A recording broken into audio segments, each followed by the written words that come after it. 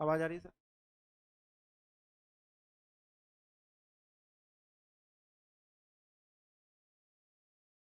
आवाज आ रही है बेटा?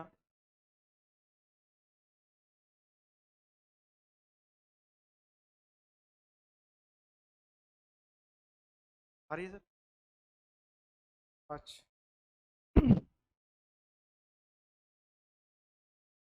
हेलो स्टूडेंट्स, स्वागत है फिर पुनः आपका नवीन सुबोध माध्यमिक विद्यालय खेली के ऑनलाइन प्लेटफॉर्म पर। मैं आपको अब 2-3 दिन से आपको पता ही लग गया है कि मैं आपको क्या पढ़ाने वाला हूँ, और अभी डाल भी दिया है। कौन सी क्लास है? केमिस्ट्री, ठीक है। और कल हमने आपको आपका 12th का एक चैप्टर स्टार्ट किया था, और चैप्टर का नाम मैंने आपको कल लिखा दिया था, एल्कोहल, फिनॉल, एल्कोहल, फिनॉल और ईथर। ये हम आपको आपको बता चुके हैं। और सबसे पहले मैंने आपको क्या कहा कि मैं सबसे पहले आपको एल्कोहल पढ़ाऊंगा, उसके बाद फिनॉल, उसके बाद ईथर। एल्कोहल मैं आपको बस 2 मिनट में अपनी कल की बातें आपको बता देता हूँ और तुरंत आपके साथ जुड़ता हूँ। एल्कोहल मैंने क्या कहा? एल्कोहल ROH हाइड्रोक्सी क्रियात्मक समूह युक्त कंपाउंडों को हम एल्कोहल कहते हैं। ये मैंने आपको कल बात बताई, और इसमें आगे मैंने आपको बताया भी था कि अगर एल्केन में से हाइड्रोजन को निकाल दें, एक को, दो को, तीन को, उसके स्थान पर यदि हम OH समूह लगा दें तो यौगिक कौन सा बनता है? एल्कोहल बनकर तैयार होता है, ठीक है। इसके बारे में मैंने थोड़ी बहुत बातें आपको और बताई कि एल्कोहल का सामान्य सूत्र क्या है। देखिए, ये बात बहुत सिंपल है। अब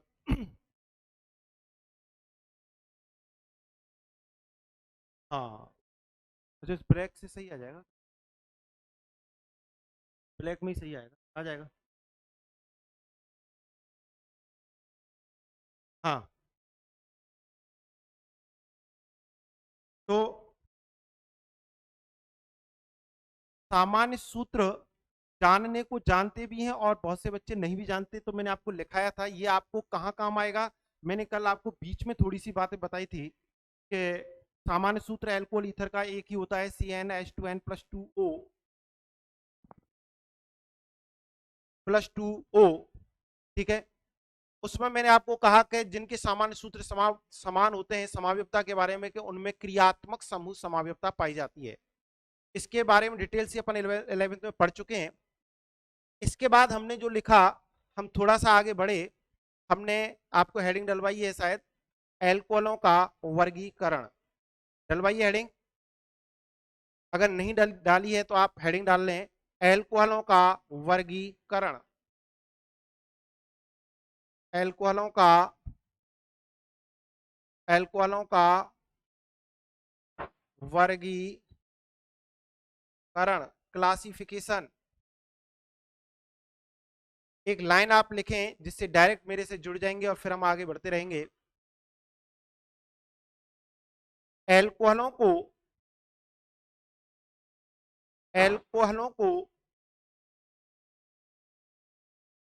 निम्न प्रकार से वर्गीकृत किया जाता है। एल्कोहलों को निम्न प्रकार से वर्गीकृत किया जाता है।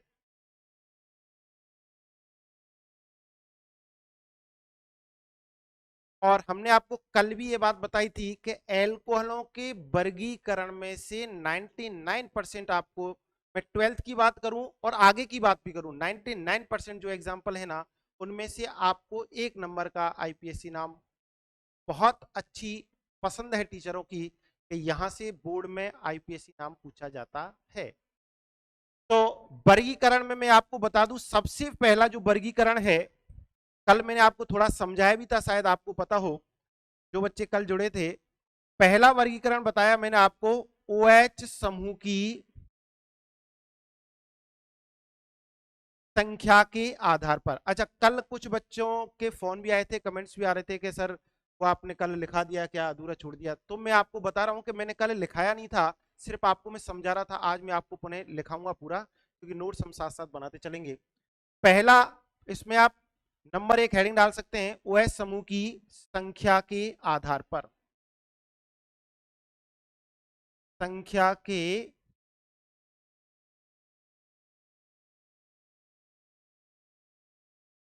आधार पर,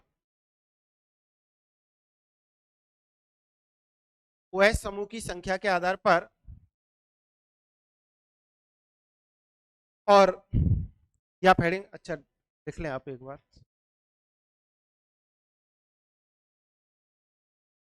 पहला पहला वर्गीकरण है OH समूह की संख्या के आधार पर। आपको वर्गीकरण इस प्रकार से मिलेगा कि आपको सभी प्रकार के वर्गीकरण आपके पास पहुंच जाएंगे और आपको ऐसा लगेगा सर बस पता ही नहीं लगा और वर्गीकरण हो गया। इस क्रम में, इस टेक्निक से, इस तरीका से मैं आपको वर्गीकरण कराऊंगा। ठीक है। OH समूह की संख्या के आधार पर मैंने आपको कल बताया एल्कोहलों को 4 भागों में बांटा गया है। कितने भागों में बांटा गया है? 4 भागों में बांटा गया है। तो मैं आपको एक एक करके आज मैं लिखाऊंगा और समझाता चलूंगा। पहला इसमें प्रकार है, फर्स्ट इसमें प्रकार है मोनो हाइड्रिक, मोनोहाइड्रिक एल्कोहल।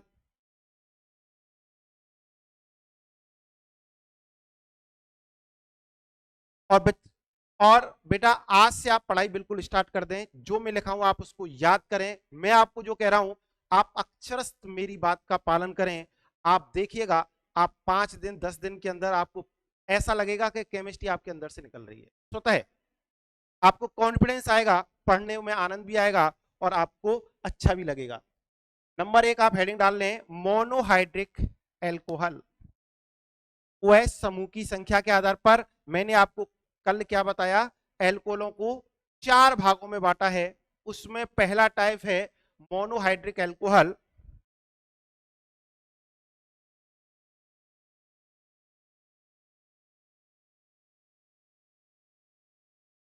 कोई वॉइस में कोई प्रॉब्लम है? अच्छा, पुनः मैं आपको शॉर्ट में बता देता हूं 4 प्रकार के OH समूह की संख्या के आधार पर 4 प्रकार के कौन कौन से हैं। नंबर 1 है मोनोहाइड्रिक एल्कोहल, नंबर 2 है डाइहाइड्रिक एल्कोहल, नंबर 3 है ट्राइहाइड्रिक एल्कोहल और नंबर 4 है पॉलीहाइड्रिक एल्कोहल।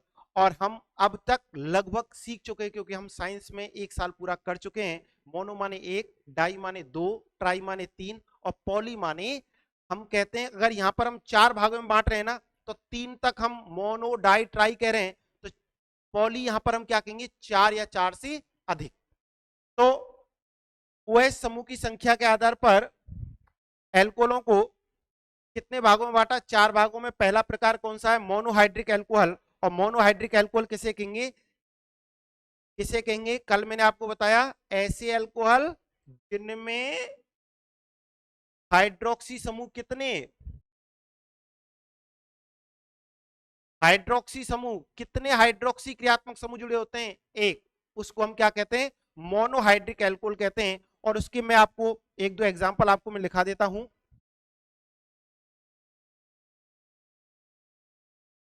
कलर चेंज हो, अच्छा ठीक, okay okay okay.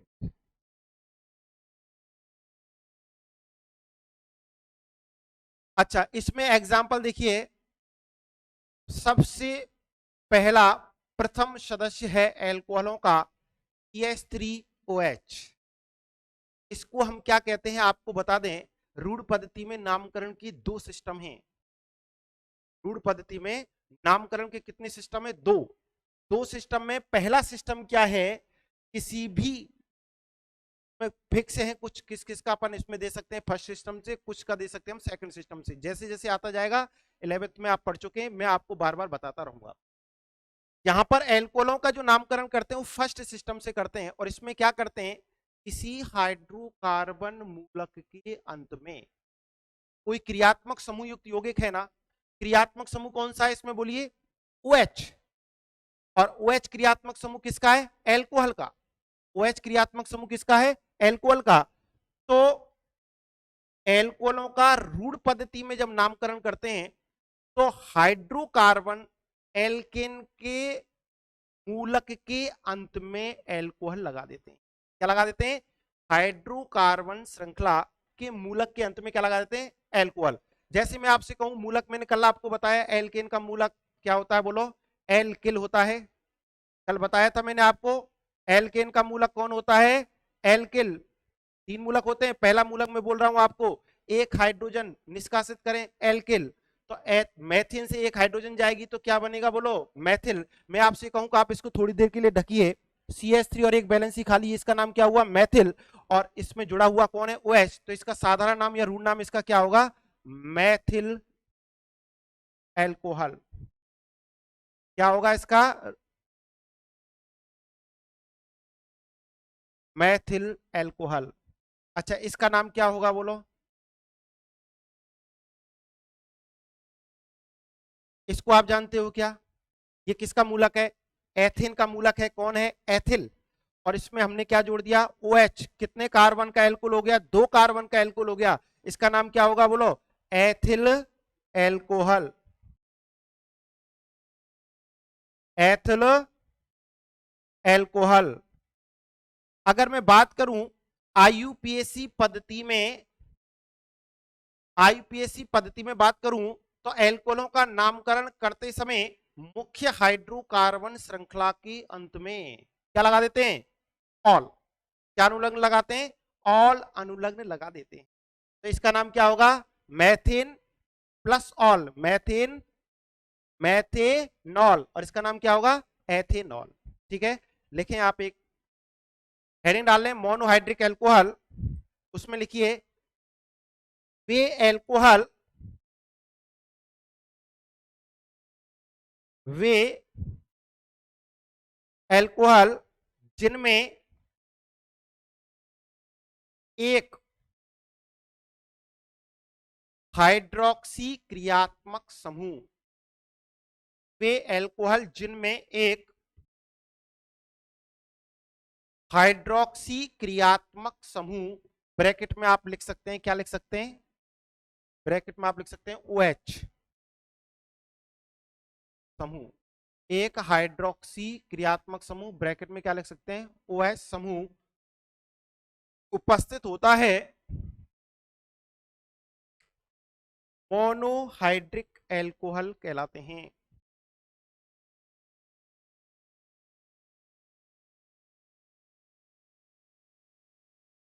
Monohydric alcohol कहलाते हैं।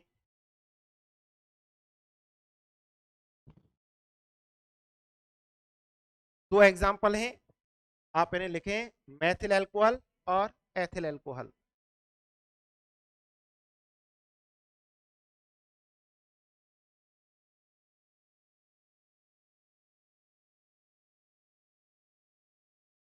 मैथिल एल्कोहल और दूसरा कौन सा है, एथिल एल्कोहल।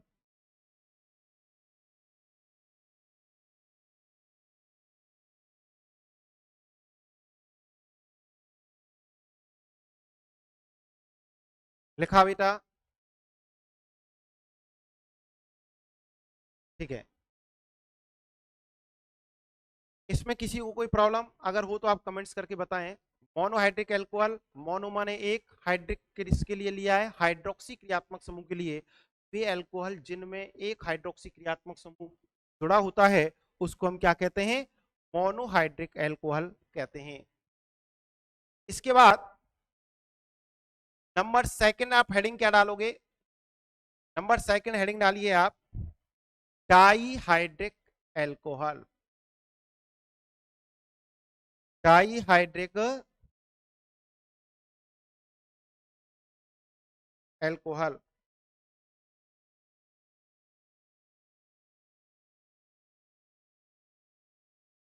बहुत सिंपल है, अगर आपको एक बात समझ में आ गई कि मोनोहाइड्रिक एल्कोहल ऐसे एल्कोहल जिनमें एक हाइड्रोक्सी क्रियात्मक समूह उपस्थित होता है मोनोहाइड्रिक एल्कोहल कहलाते हैं। तो डाईहाइड्रिक एल्कोहल किसे कहेंगे, ऐसे एल्कोहल जिनमें कितने, दो, कितने, दो हाइड्रोक्सी क्रियात्मक समूह जुड़े होते हैं उसको हम क्या कहते हैं, डाईहाइड्रिक एल्कोहल कहते हैं। लेकिन इसमें कंडीशन है, कंडीशन क्या है कि प्रत्येक हाइड्रोक्सी समूह मतलब प्रत्येक OH समूह भिन्न भिन्न कार्बन पर जुड़ा होना चाहिए, प्रत्येक हाइड्रोक्सी समूह भिन्न भिन्न कार्बन पर जुड़ा होना चाहिए। क्योंकि कल मैंने आपको बताया था, क्योंकि एक ही कार्बन पर दो या दो से अधिक OH समूह क्या होते हैं, अस्थायी होते हैं, और वो तुरंत एक जल के अणु का निष्कासन करके स्थायी यौगिक में परिवर्तित हो जाते हैं। और इसलिए अब इसमें आपको एक एग्जांपल मैं बता देता हूं, बहुत अच्छा एग्जांपल है और पूछा भी गया है। CH2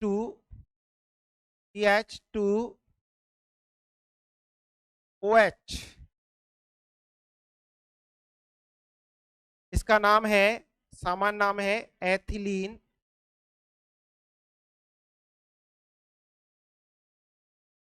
glycol. और अगर हम इसके आईपीएससी नाम की बात करें तो इसका आईपीएससी नाम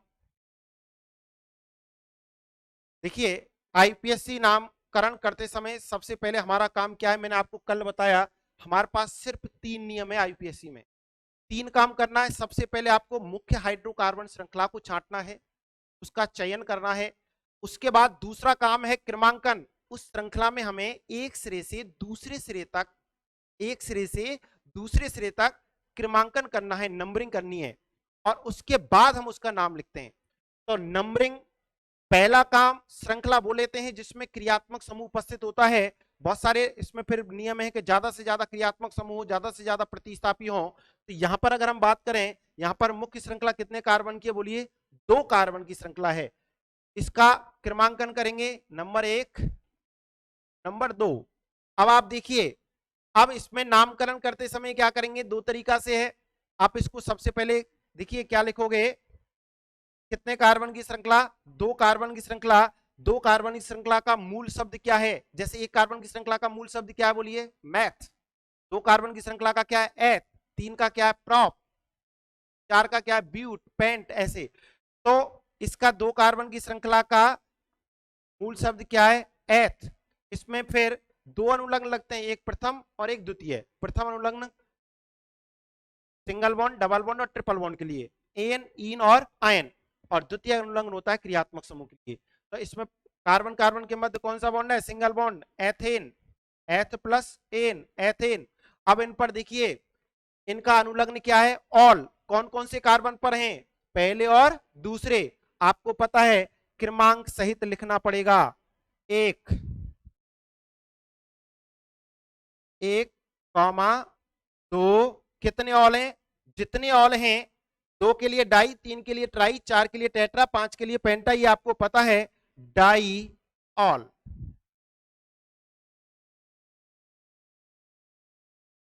एथेन 1,2 डाई ऑल। तो ये इसका आईपीएससी नाम है। कल कुछ बच्चे बोल रहे थे सर आपने जल्दी जल्दी लिखाया नहीं था, वो पता नहीं था कि लिखाना है अभी। ठीक है, तो सेकंड आप हेडिंग डालें। सेकंड प्रकार है डाईहाइड्रिक एल्कोहल। डाईहाइड्रिक एल्कोहल,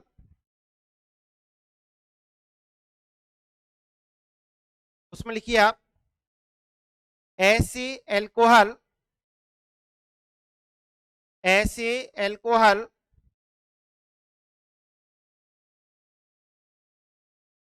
जिनमें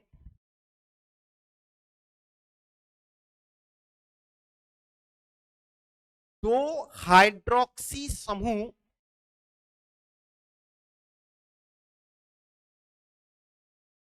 ऐसे एल्कोहल जिनमें हाइड्रोक्सी समूह दो भिन्न भिन्न कार्बन पर जुड़े होते हैं, दो भिन्न भिन्न कार्बन पर जुड़े होते हैं, डाईहाइड्रिक एल्कोहल कहलाते हैं।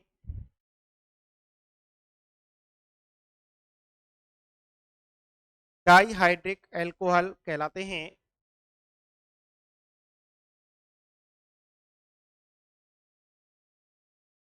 ठीक है, इसमें आप ये एग्जाम्पल लिख सकते हैं, एथिलीन ग्लाइकोल का एग्जाम्पल। और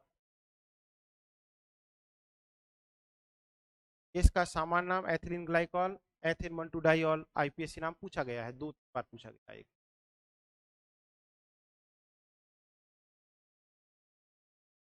जतिन भैया, अच्छा इसको डाईहाइड्रिक एल्कोहल को रिपीट करना है, तो मैंने एक बार आप उतार ले, फिर मैं इसको रिपीट कर देता हूँ। एग्जाम्पल लिख ले, फिर मैं बता देता हूँ।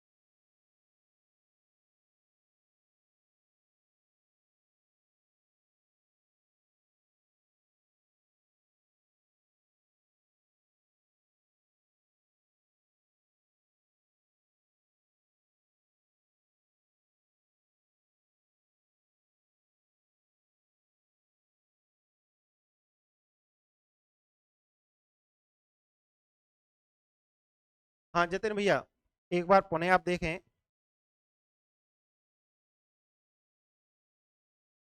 मैंने आपको बताया हम वर्गीकरण पढ़ रहे हैं एल्कोहलों का, और एल्कोहलों का वर्गीकरण कौन से आधार पर पढ़ रहे हैं आपको बताएं।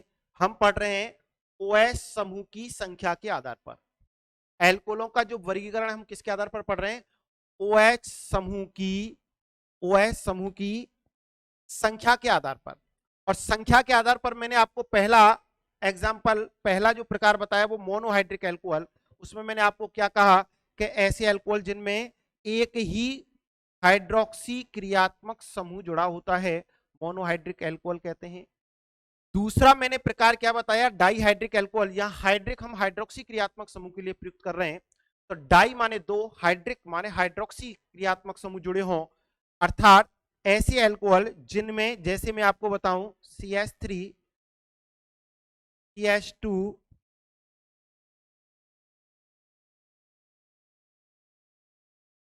CH2,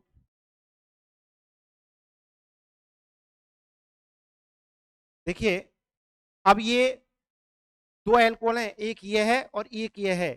इसमें हाइड्रोक्सी क्रियात्मक समूह कितने हैं? एक। तो इसको हमने क्या नाम दिया? Monohydric alcohol. एक कार्बन का एल्कोहल हो सकता है, दो का, तीन का, चार का, पांच का, जितना भी हो सकता है। उसी प्रकार अब ये आया कौन सा? इसमें कितने क्रियात्मक समूह हैं? हाइड्रोक्सी, दो। तो इसको हमने क्या कह दिया? Dihydric alcohol. ऐसा नहीं है कि ये दो ही कार्बन का हो सकता है, ये तीन का भी हो सकता है। मैं अगर यूं कहूं, तो ये कौन सा है बोलो एल्कोहल? बोलो डाईहाइड्रिक एल्कोहल। सर ये कौन सा है?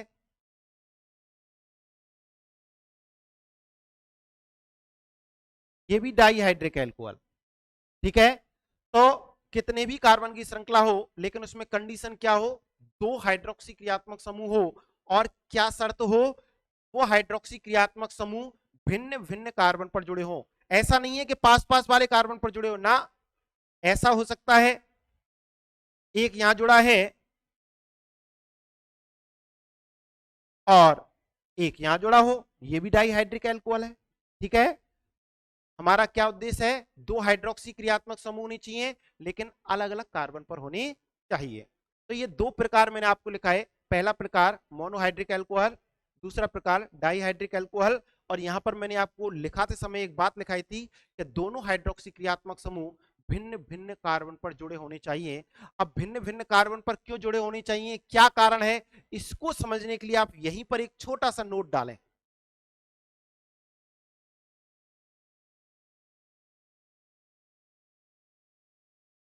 छोटा सा नोट डालें।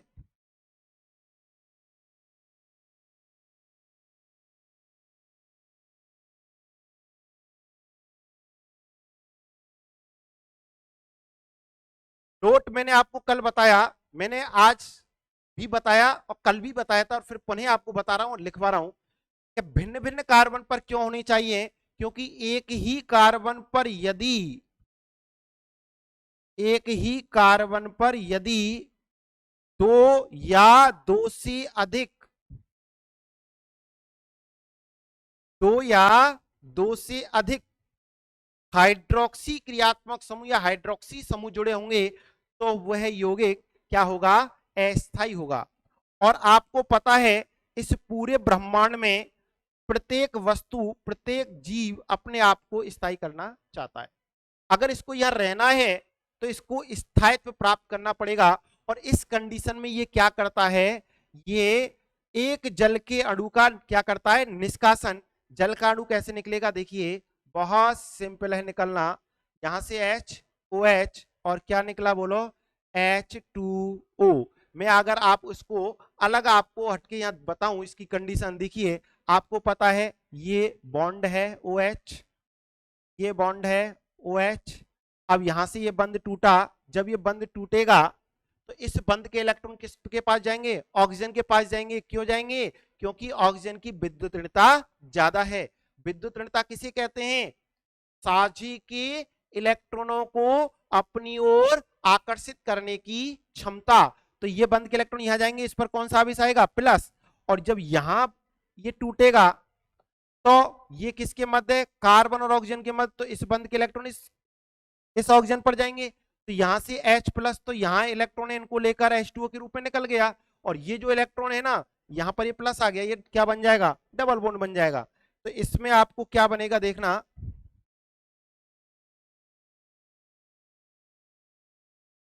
ये बनेगा CH3CHO।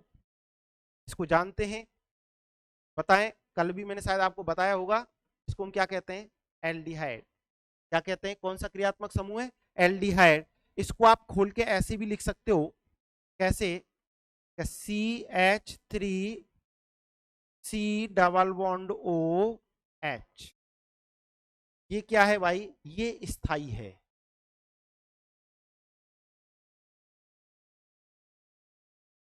ये स्थाई है।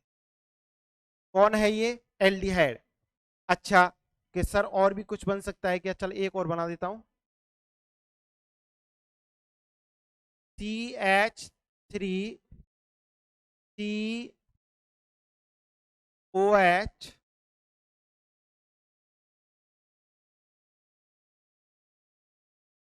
OH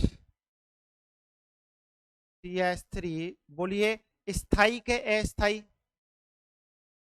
बताइए कमेंट्स में अगर आपको समझ में आ रहा है बेटा। स्थाई के अस्थाई? अस्थाई, क्योंकि अभी मैंने आपको बताया कि एक ही कार्बन पर दो हाइड्रोक्सी समूह क्या होते हैं? अस्थाई। ये अस्थाई है।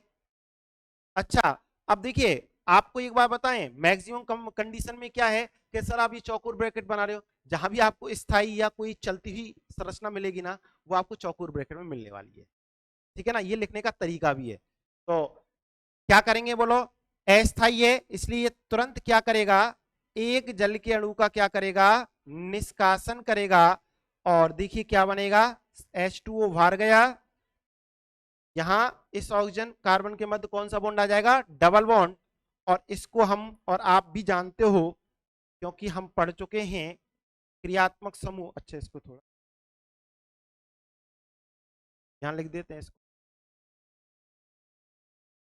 स्थाई। ठीक है,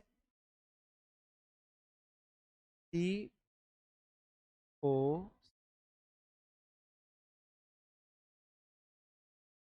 स्थाई। कोई दिक्कत किसी को? तो मेरी बात समझ में आई? एल्कोहलों का वर्गीकरण किसके आधार पर पढ़ रहे हैं हम पढ़ रहे हैं किसके आधार पर? बोलिए। हम पढ़ रहे हैं OH समूह की संख्या के आधार पर। OH समूह की संख्या के आधार पर पहला हमने क्या लिखा? मोनोहाइड्रिक एल्कोहल, जिनमें एक हाइड्रोक्सी समूह होता है। और दूसरा हमने क्या लिखा? डाइहाइड्रिक एल्कोहल, ऐसे एल्कोहल जिनमें क्या होते हैं बोलो? दो हाइड्रोक्सी क्रियात्मक समूह लेकिन भिन्न भिन्न कार्बन पर जुड़े हों, उनको हम क्या कहते हैं? Dihydric alcohol. अच्छा, भिन्न भिन्न कार्बन पर ही क्यों जुड़े होते हैं? क्योंकि आपका क्वेश्चन आता तो मैंने आपको पहले ही बता दिया कि एक ही कार्बन पर एक से अधिक OH समूह क्या होते हैं? अस्थाई होते हैं। और वो क्या करते हैं? जल के तुरंत, अगर ऐसी कंडीशन आती है, आएगी आपके, अब चलेंगे, जब रिएक्शन चलेंगी, अब क्रिया चलेंगी, ऐसी कंडीशन आएंगी, तो तुरंत ये जल के अणु का निष्कासन करेंगे और स्थायी यौगिक में परिवर्तित हो जाएंगे। ठीक है, एल्डिहाइड बन सकता है, कीटोन बन जाता है, और इसमें कार्बोक्सिलिक अम्ल भी बनेगा, आगे हम आपको बताएंगे।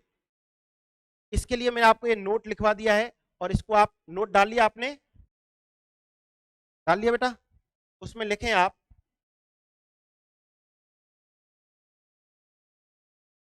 देखिए, क्योंकि जहां पॉइंट लिखा है वहीं उसका तोड़ लिखा दो, जिससे आपको टेंशन ही ना हो, हमेशा के लिए परमानेंट हो जाए। देखिए, एक ही एक ही कार्बन पर किसी हाइड्रोकार्बन श्रृंखला में एक ही कार्बन पर किसी हाइड्रोकार्बन श्रृंखला में दो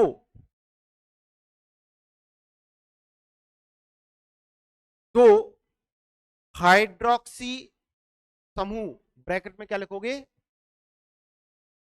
OH समूह। देखिए जिससे आपके दिमाग में बिल्कुल सेट होती चली जाए बात, OH समूह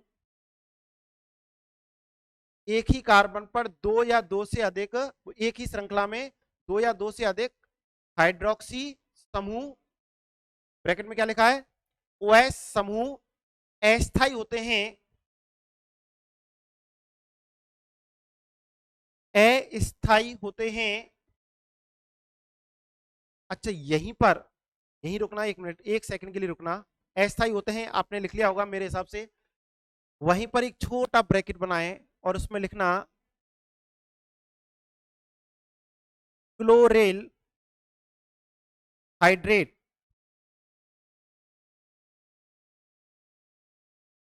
अपवाद, क्लोरेल हाइड्रेट अपवाद। और इसकी संरचना में अभी थोड़ी देर में आपको आगे इसी, क्लोरेल हाइड्रेट अपवाद है, लिख लिया, लिख लें आप। एक ही कार्बन पर किसी श्रृंखला में दो या दो से अधिक हाइड्रोक्सी समूह अस्थायी होते हैं, ब्रैकेट में आपने क्या लिखा है, क्लोरेल हाइड्रेट अपवाद है, अस्थायी होते हैं। अब सेंटेंस आगे चालू रखें कि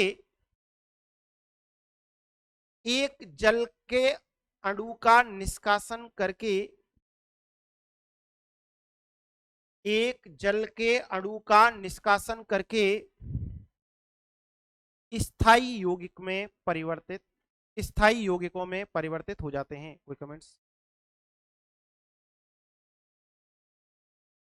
बेंजोयल,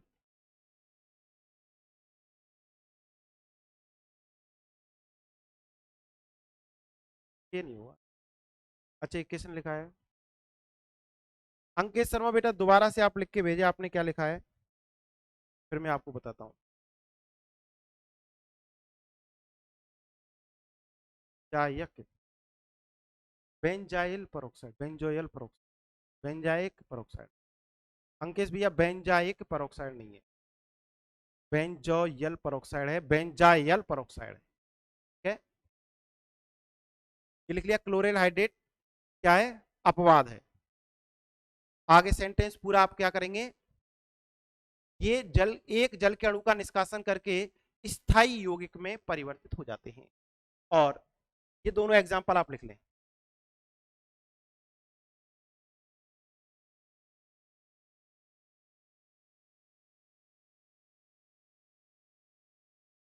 ठीक है, दोनों एग्जांपल लिख लो।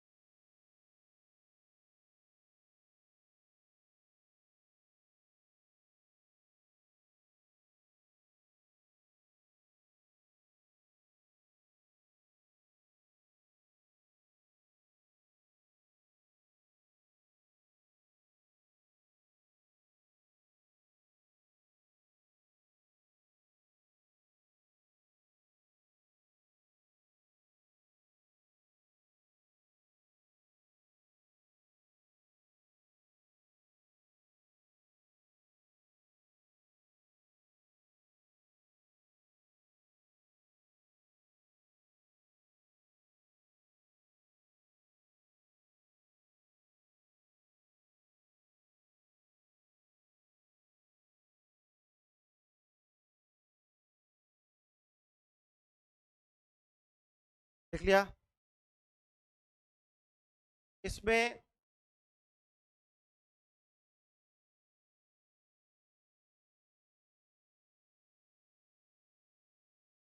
इसी में मैंने आपको एक लाइन लिखाई कि क्लोरीन हाइड्रेट क्या है, अपवाद है, और वो क्या है, स्थाई है, और उसका कारण क्या है, मैं उसकी संरचना बना देता हूं आपको।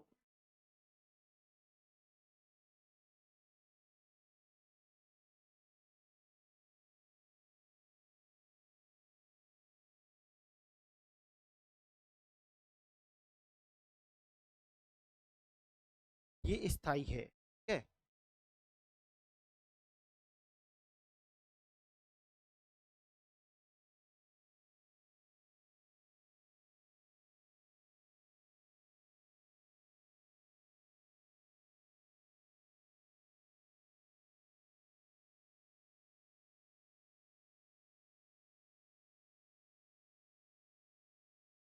ये क्लोरेल हाइड्रेट की संरचना है।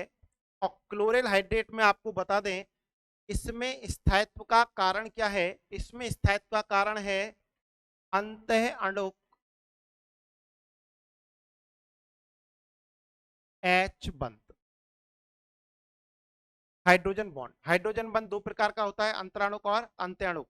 एक ही अणु के मध्य बने, एक ही अणु के मध्य बने और अलग अलग अणुओं के मध्य बने, 11वीं में हमने पढ़ा है। और हाइड्रोजन बंध बनता कहाँ है, जब एक हाइड्रोजन परमाणु अपने से अधिक विद्युत ऋणी दो परमाणुओं के मध्य फंसती है ना, तो आप देखिए जैसे यहाँ पर ये हाइड्रोजन परमाणु है, इधर किसके साथ जुड़ी हुई है, ऑक्सीजन के साथ, और इधर इसके पास कौन है, क्लोरीन। ऑक्सीजन की विद्युत ऋणता 3.5 है, क्लोरीन की विद्युत ऋणता भी 3.0 और इसकी 2.1। मतलब विद्युत ऋणता आप जानते हैं, साझी के इलेक्ट्रॉनों को अपनी ओर आकर्षित करने की क्षमता। आवर्त सारणी में बाएं से दाएं चलने पर विद्युत ऋणता के मान में क्या होती है, वृद्धि, क्योंकि बाएं से दाएं चलने पर क्या बढ़ता है, प्रभावी नाभिकीय आवेश, और आकार में क्या होती है, कमी।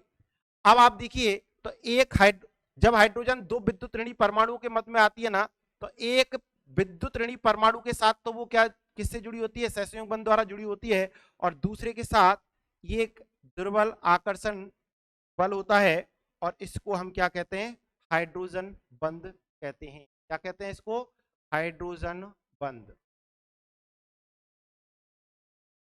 और हाइड्रोजन बंध द्वारा ये किसका निर्माण करते हैं, ये कीलेट वलय का निर्माण करते हैं। अच्छा, कीलेट वलय क्या है, जिसमें ऐसी वलय चक्रीय श्रृंखला जिसमें अलग अलग परमाणु उपस्थित हो। आप देखिए इधर कार्बन है, ऑक्सीजन है, हाइड्रोजन है, क्लोरीन है, इसका स्थायित्व बहुत ज्यादा होता है। एरो लगा के, इसी नोट में एरो लगा के लिख लें, एरो लगाएं, एरो का मतलब आप समझ रहे हो ना। ये देखिए, क्लोरेल हाइड्रेट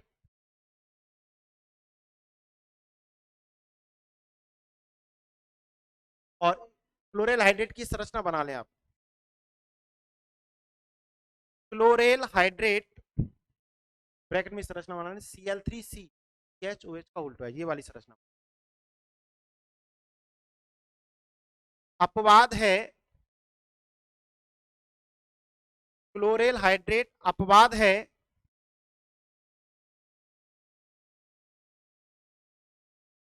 इसमें एक ही कार्बन पर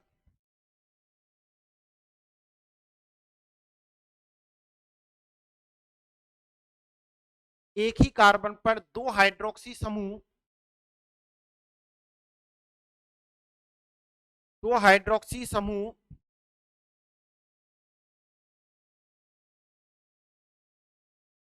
उपस्थित होते हैं, तथा यह स्थायी होता है।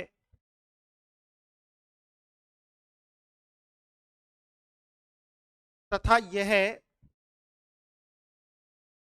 स्थायी होता है, क्योंकि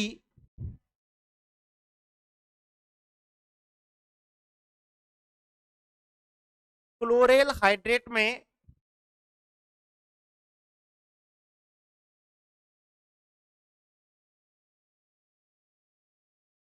क्योंकि क्लोरेल हाइड्रेट में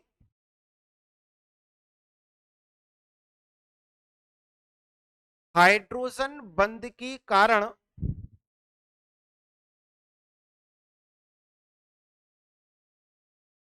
हाइड्रोजन बंध के कारण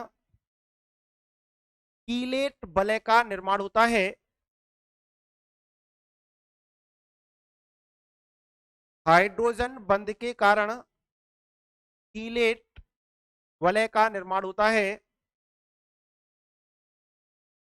जो कि स्थायी होती है। अब ये संरचना आप बना लें।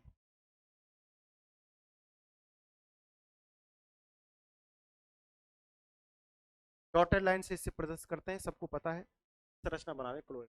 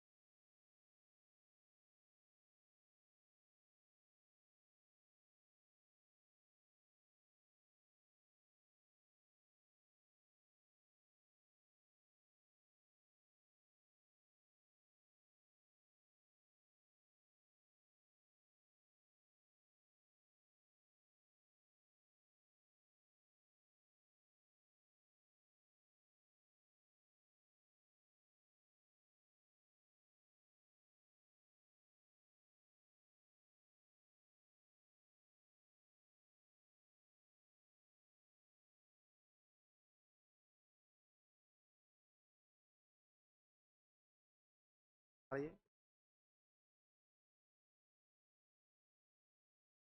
हाँ भाई, हो गया बेटा ये। तो हमने अभी आपको, हम पढ़ रहे हैं वर्गीकरण। वर्गीकरण में आपके बता दें, वो समूह की संख्या के आधार पर पहला हमने क्या लिखा, मोनोहाइड्रिक एल्कोहल। दूसरा हमने क्या लिखा, डाईहाइड्रिक एल्कोहल। और डाईहाइड्रिक एल्कोहल में मैंने आपको बताया कि दो हाइड्रोक्सी समूह भिन्न भिन्न कार्बन पर जुड़े होने चाहिए। और इसी में भिन्न भिन्न समूह पर क्यों जुड़े होने चाहिए, तो बीच में मैंने आपको ये बात बता दी कि ये एक ही कार्बन पर दो OH समूह क्या होते हैं, अस्थायी होते हैं। और अस्थायी होने के कारण ये जल के अणु का निष्कासन करके स्थायी यौगिक में परिवर्तित हो जाते हैं। और इसमें एक अपवाद होता है क्लोरीन हाइड्रेट का, वो मैंने आपको बता दिया है। अब हम तीसरा प्रकार लिखेंगे। तीसरा एल्कोहलों का OH समूह की संख्या के आधार पर तीसरा जो प्रकार है वो आप बता सकते हैं कौन सा होगा। कल जो बच्चे पढ़े थे, ट्राईहाइड्रिक एल्कोहल। अच्छा, ट्राईहाइड्रिक एल्कोहल में क्या होगा बोलो। ट्राईहाइड्रिक एल्कोहल में तीन हाइड्रोक्सी क्रियात्मक समूह भिन्न भिन्न कार्बन पर जुड़े होंगे। तीसरा आप हेडिंग डाल लें क्योंकि कुछ हमारा लिखा पहुंचना चाहिए आपके पास।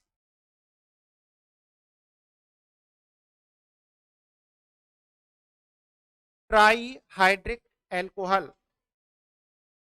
और मेरे हिसाब से अब आप भाषा भी मेरी पकड़ गए होंगे कि मैंने पहले लिखाया कि ऐसे एल्कोहल जिनमें एक हाइड्रोक्सी क्रियात्मक समूह उपस्थित होता है मोनोहाइड्रिक एल्कोहल कहलाते हैं। दूसरा, जिनमें दो हाइड्रोक्सी क्रियात्मक समूह लेकिन कैसे भिन्न भिन्न कार्बन पर जुड़े होते हैं, डाईहाइड्रिक एल्कोहल कहलाते हैं। तो ट्राईहाइड्रिक एल्कोहल किसे कहेंगे, ऐसे एल्कोहल जिनमें तीन हाइड्रोक्सी क्रियात्मक समूह भिन्न भिन्न कार्बन पर जुड़े हों, ट्राईहाइड्रिक एल्कोहल कहलाते हैं। एग्जाम्पल देखिए, आपको बहुत शानदार वाला एग्जाम्पल है और कई बार पूछा गया है। देखने में तो सरल लगता है लेकिन आता है बार बार।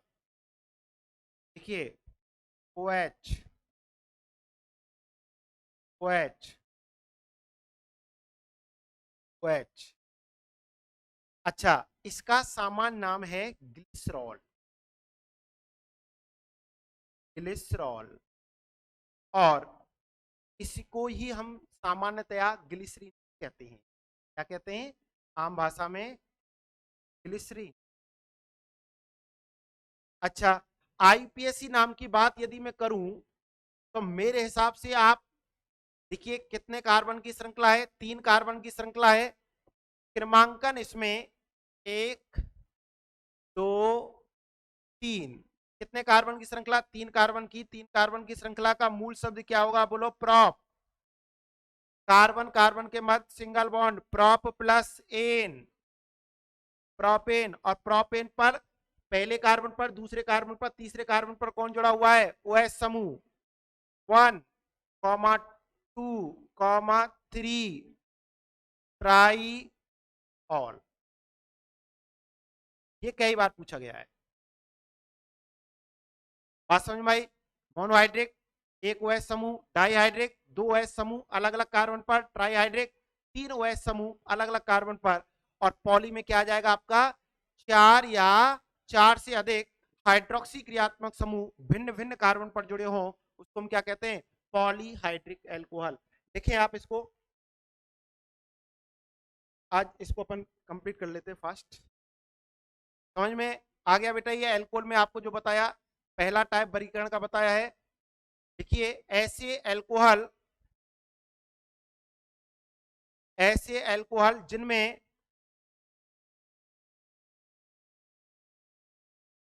तीन हाइड्रोक्सी क्रियात्मक समूह, तीन हाइड्रोक्सी क्रियात्मक समूह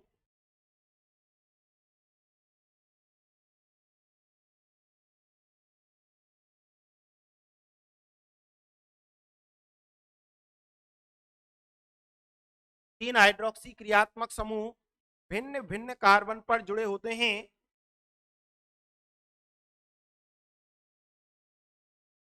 भिन्न भिन्न कार्बन पर जुड़े होते हैं, ट्राईहाइड्रिक एल्कोहल कहलाते हैं। ट्राईहाइड्रिक एल्कोहल कहलाते हैं। ये एग्जांपल आप लिखें।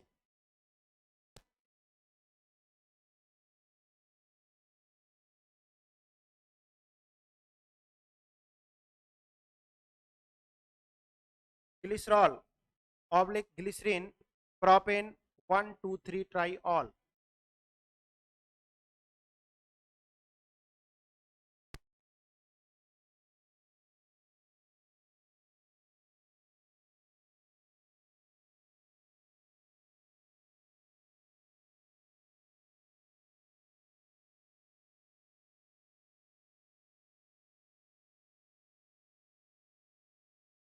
अच्छा ये लिख लो।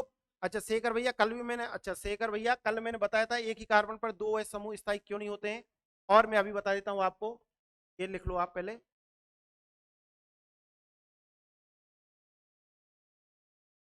हैं?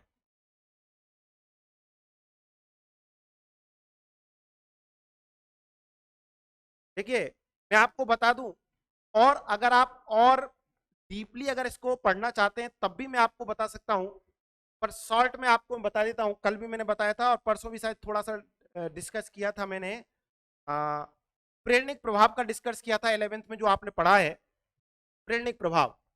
और प्रेरणिक प्रभाव क्या है, मैंने आप, क्योंकि उसको बताने से पहले आपको वो भी आना चाहिए। प्रेरणिक प्रभाव है जो हमारी सिग्मा बंध है ना, आपको बताएं। देखो ये बॉन्ड है ए, ये बॉन्ड है ए, अब यहां पर अगर ये बंध इस प्रकार से टूटे, या मैं कहूं कि इन दोनों की विद्युत ऋणता यदि समान हो, विद्युत ऋणता यदि समान हो, परिस्थिति समान हो, यहां पर यदि सामांश बंध विखंडन हो, मतलब बराबर बराबर बंध टूटे, तो आपको पता है सहसंयोग बंध में क्या होता है? सहसंयोग बंध बनता कैसे है?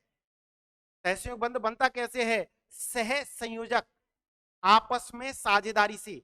साझेदारी से कैसे भैया? एक बंध बनाने के लिए भाइयों बताइए कितने इलेक्ट्रॉन चाहिए? 2 इलेक्ट्रॉन। तो एक इलेक्ट्रॉन इसने दिया और एक इलेक्ट्रॉन इसने दिया, जब बंध टूटा बराबर में तो इसका इलेक्ट्रॉन इसके पास आ गया, इसका इलेक्ट्रॉन इसके पास आ गया, ठीक है। और जब पूर्ण, अब अगर इनमें एक परमाणु की विद्युत ऋणता ज्यादा हो और दूसरे की कम हो, तो ये बंध के इलेक्ट्रॉनों को जो जिसकी विद्युत ऋणता ज्यादा होगी वो अपनी ओर खींचेगा कि नहीं खींचेगा? बोला खींचेगा। सिग्मा बंध के इलेक्ट्रॉनों को, भाई एक तो इसने दिया था चलो ठीक है, लेकिन इसके बंध को इलेक्ट्रॉन को भी अपनी ओर खींचेगा, ठीक है ना। ये होता है माइनस आई प्रभाव, इंड्यूस इफेक्ट।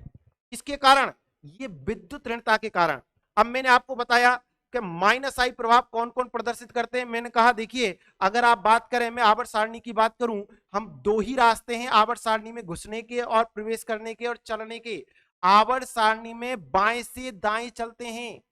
क्या हम किधर चलेंगे बोलो? ऊपर से नीचे।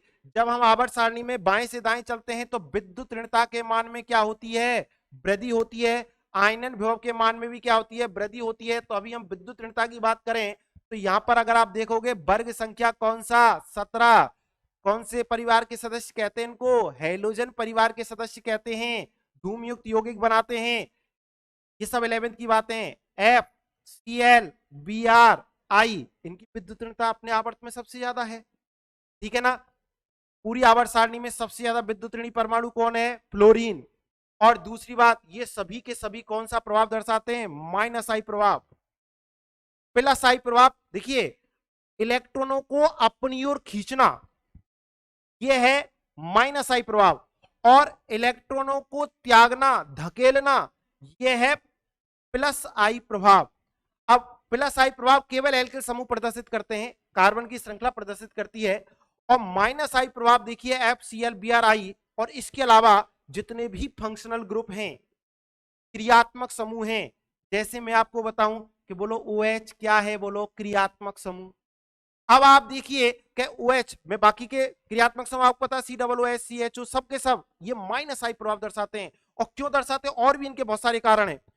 ये अब एक ही कार्बन पर, अब देखो, एक ये OH समूह और एक ये OH समूह। अब क्या हुआ? आप ध्यान से सुने, अगर आपने 11th पूरा पढ़ा है, आपको पता है कि ऑक्सीजन पर कितने लोन पेयर? बोलो लोन पेयर माने ऐसे इलेक्ट्रॉन। अब मैं इसमें बात करता कि ऐसे इलेक्ट्रॉन जिन्होंने जो बंद बनाने में उन्होंने भाग नहीं लिया, अयुग्मित इलेक्ट्रॉन। पेयर तो है पर खुद ही खुद का पेयर है, खुद के इलेक्ट्रॉन है, उनको कहते हैं लोन पेयर। तो ऑक्सीजन पर कितने लोन पेयर होते हैं? बोलो 2।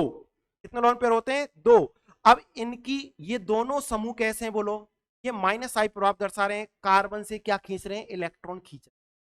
अब एक ने इलेक्ट्रॉन खींच लिया, तो अब ये क्या है कि जब इलेक्ट्रॉन इसके पास से जाते हैं ना, तो ये कार्बन क्या करता है? यहां से लोन पेयर अपने पास ले लेता है, यहां से। अब ये इलेक्ट्रॉन तो इसने खींच लिए, तो अब ये यहां से लोन पेयर को अपने पास ले लेगा, और यहां से OH और ये H2O के रूप में बाहर निकल जाएगा। तो मेन कारण क्या है कि इनका ऋणात्मक इंड्यूस इफेक्ट। आप इसको कैसे भी आप समझ सकते हैं, और भी तरीका से मैं आपको समझा सकता हूं कि एक ही कार्बन पर 2 H समूह क्यों स्थायी। कल भी या परसों भी आपको, कल बताया था या परसों बताया था, इस कारण ये जल के अणु का तुरंत निष्कासन करते। ठीक है बेटा, जिसने भी पूछा, अभी है सर टाइम?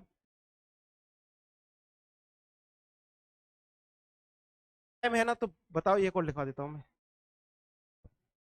अच्छा, एक, अब क्योंकि मैं ये वर्गीकरण अपना ये पूरा हो जाएगा 1-2 दिन में, कम से कम इतना तो हो कि आपको कुछ मैटर मिले पढ़ने के लिए। मैं आप 3 प्रकार हो गए, monohydric alcohol, dihydric alcohol, trihydric alcohol, और चौथा कौन सा है? Polyhydric alcohol. और पॉलीहाइड्रिक एल्कोहल में मैंने आपको बता दिया क्या होगा, बोलो।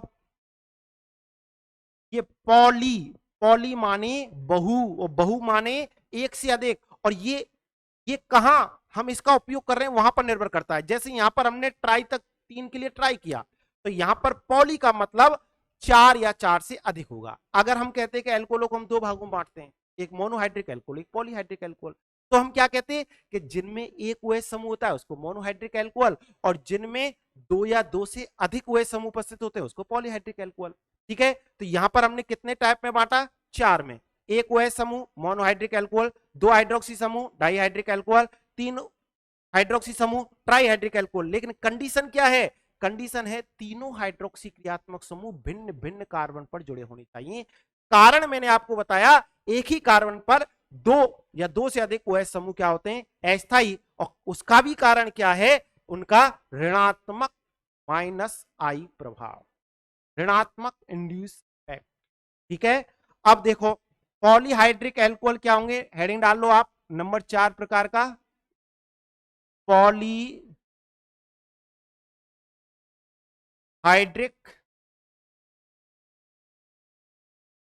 एल्कोहल। और इसका एग्जाम्पल में बहुत अच्छा सा एग्जाम्पल है। देखिए एग्जाम्पल कितने भी लिख सकते हैं, लेकिन नोट्स बनाना और एक जिससे ऐसे नोट्स बनाना जो कि आपको अट्रैक्टिव हो, आपको आनंद आए। हर तरीका का क्वेश्चन आपके पास, सारे के सारे एग्जाम्पल में आपके पास पहुंचाने वाला हूं, वर्गीकरण से लेकर नामकरण तक। यहाँ के आगे आने वाले एग्जाम्पल, आपके कॉम्पिटिटिव एग्जाम में भी आने वाले एग्जाम्पल, और अगर बाई चांस कोई एग्जाम्पल आपसे रह भी जाता है तो इस प्रकार से मैं आपको लिखाऊंगा कि एग्जाम्पल कोई सा भी आ जाए आप उससे घबराएंगे नहीं, ठीक है। लेकिन आप मेरे साथ पढ़ते रहें और जो मैं कहूं उसको आप फॉलो करें। घर पे जाके जरूर, घर पे तो है ही हो आप, मतलब मेरे पढ़ाने के बाद आप इसको 10-20 मिनट जरूर पढ़ें, ठीक है। TH2 TH अच्छा, हाइड्रोकार्बन श्रृंखलाओं को प्रदर्शित करने के तरीका है 3, जिसमें से एक तरीका से मैं इसको लिख रहा हूं। ये 11th में हमने पढ़ा है। यहां पर मैं क्या लगा दूं, 4। अब इसका मतलब क्या है पता है आपको? इसका मतलब CHOH कितने समूह है? 4। अब या तो मैं इसको पूरी की पूरी श्रृंखला को लिखूं 6 कार्बन, 1 2 3 4 5 6, ऐसे भी लिख सकते हैं आप। अच्छा, तो इसका जो नाम है, सामान्य नाम है इसका सॉर्बिटॉल। अच्छा, इसका आईपीएससी नाम कोई भी बेटा अगर चाहें, अगर चाहें, ऐसा नहीं है कि दबाव है, अगर चाहें तो आप कमेंट्स में लिख सकते हैं इसका आईपीएससी नाम। अब देखिए, मैंने एक्चुअल में क्या छोटी श्रृंखला बनाई है, लेकिन छोटी श्रृंखला बनाई है पर मैं आपको बता चुका हूं क्या बातें आपके दिमाग में सेट है कि कार्बन कितने कार्बन है श्रृंखला में? बोलो 6 कार्बन है गुरुजी। 6 कार्बन है। बोलो हाइड्रोक्सी समूह कितने? बोलो 6। दिमाग फिक्स है, एक कार्बन पर एक OH, तो क्या कितने कार्बन की श्रृंखला? 6। 6 कार्बन की श्रृंखला को क्या कहेंगे? बोलो हेक्स। और कार्बन कार्बन के मध्य कौन सा बॉन्ड है? बोलो single bond, hex plus ane. और स्थिति कौन सी होगी? प्रत्येक कार्बन पर एक एक ऑल होगा, तो 1 1 2 3 4 5 6 हेक्सा ऑल। किसी को कोई दिक्कत हो तो लिखें, आप लिख लेंगे पॉलीहाइड्रिक एल्कोहल। ऐसे एल्कोहल, ऐसे एल्कोहल जिनमें 4 या 4 से अधिक,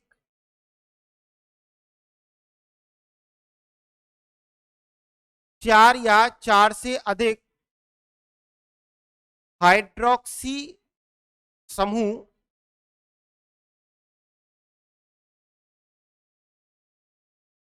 हाइड्रोक्सी समूह भिन्न भिन्न कार्बन पर जुड़े हों,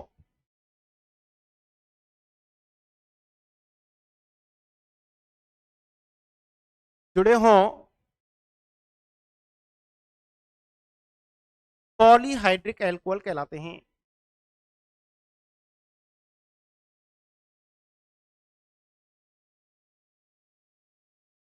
ये अगर आप चाहें तो मैं इसकी पूरी श्रृंखला खोल के लिख दूं, अगर किसी को कोई प्रॉब्लम हो कमेंट्स में बता सकते हैं, और नहीं तो आप ये लिखें, कहीं कोई दिक्कत इस पे नहीं है।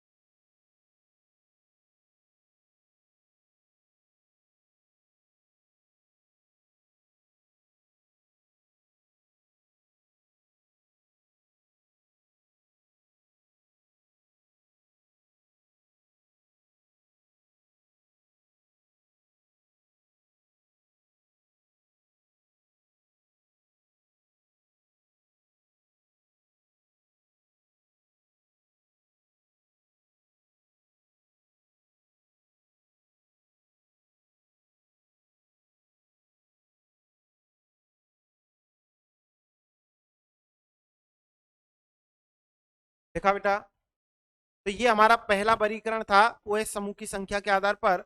दूसरा जो वर्गीकरण है वो हम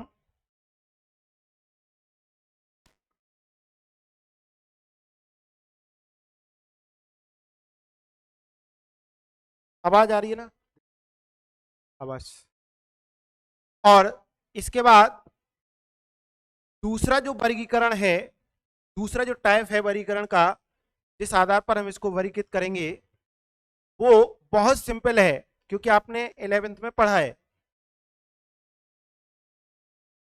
बहुत ही सरल है।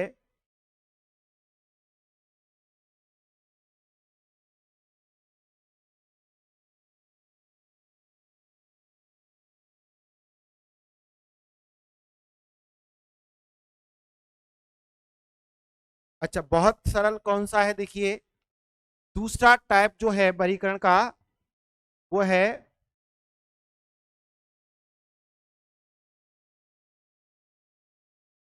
कार्बन के प्रकार। अभी आप नोट नहीं करेंगे, मैं आपको कहूंगा तब आपको नोट करना है, क्योंकि मुझे भाषा अलग लिखानी है। कार्बन के प्रकार के आधार पर। अच्छा, अब कार्बन का प्रकार आप 11th में पढ़ चुके हैं। ओके, तो कार्बन का प्रकार आप 11th में पढ़ चुके हैं। और कितने प्रकार कार्बन की अगर बात करें, थोड़ी सी बात करें, कार्बन की संयोजकता कितनी होती है? 4 होती है। और वो कैसी 4 हो सकती है? -4 हो सकती है और +4 हो सकती है। ठीक है। और कार्बन कितने प्रकार के होते हैं? 4 प्रकार के होते हैं, अगर आपने पढ़ा है। अच्छा, आज की क्लास हम यहीं रोकेंगे अभी।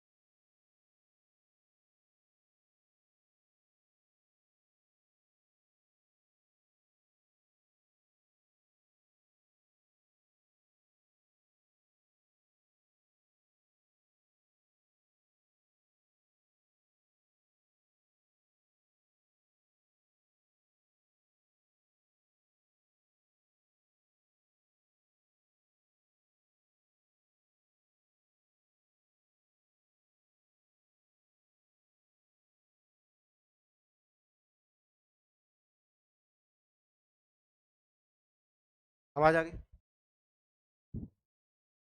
हाँ, 2 मिनट और मैं बात करूंगा आपसे।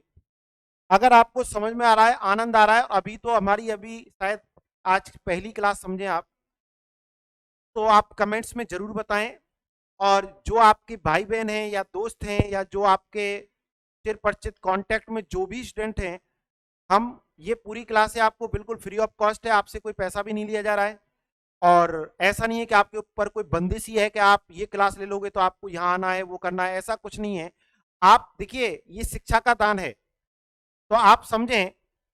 आपके लिए अगर आपको अच्छा लगता है तो आप 100%, वैसे भी आप कहाँ जा रहे हो? कहीं नहीं जा रहे हो। आपके लिए अगर ये इतना अच्छा मौका मिल रहा है, आपको पता है पिछली साल भी क्या कितनी क्लासें लगी, किस प्रकार से क्या हुआ, पूरे के पूरे सभी स्टूडेंट्स का क्या सिस्टम है। अगर हम इतना कुछ आपको देने की कोशिश कर रहे हैं तो आप उसको लें, और अपने जो भी चिर परिचित हैं उनको भी इसके बारे में बताएं, और ज़्यादा से ज़्यादा आप क्लास ज्वाइन करें, लाइव क्लास ज्वाइन करें। ठीक है। और अभी अब बायो के बाकी के स्टूडेंट तो लीव कर जाएंगे, बायो के स्टूडेंट बायो की क्लास लेंगे। Thank you.